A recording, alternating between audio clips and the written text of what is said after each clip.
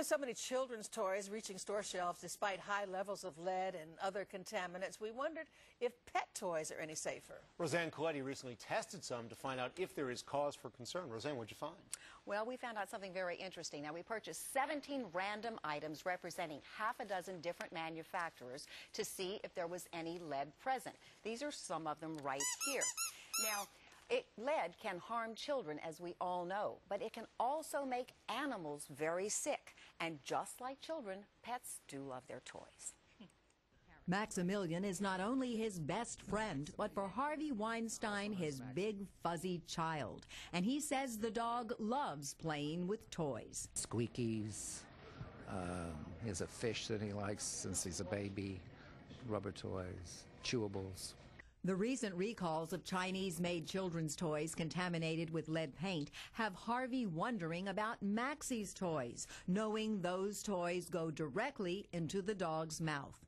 I try to see if they're made in this country. Good advice, says animal neurologist Dr. Chad West of the Animal Medical Center of New York. Anything that may be from a country with lower standards and potentially from lower consumer product safety, we'd have to look out for. You should know, even in this country, there are no federal standards for lead safety in pet toys and no oversight. So owners do need to be vigilant. Doctors do tell us if a pet does ingest lead toxins, the symptoms will be obvious to you. They may have a lot more of the vomiting, nausea, diarrhea, overall depression, whereas with chronic low-dose administration or low-dose exposure, there may be more common neurological manifestations such as seizures. With such dire consequences, we took our sampling of 17 pet toys to exclusive testing labs in the Bronx.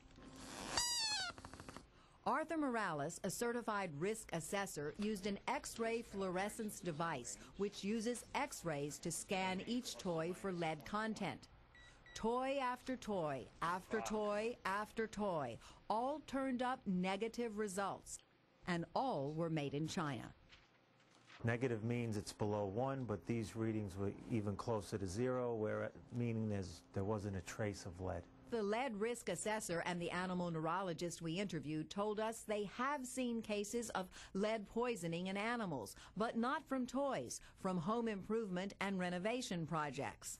People who did renovation in their house, once it was done, they noticed their pet dog was acting very strange, and it turns out that they poisoned the dog. It ingested a lot of the dust from the construction activities, and they had a blood test taken, and sure enough, it ingested enough lead debris and dust to affect its blood and its behavior.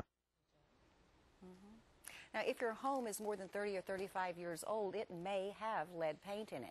Now, as you can see, our sampling was a small one, but it does highlight an interesting paradox for parents and pet owners. Toys you take away from your children should not become pet toys either.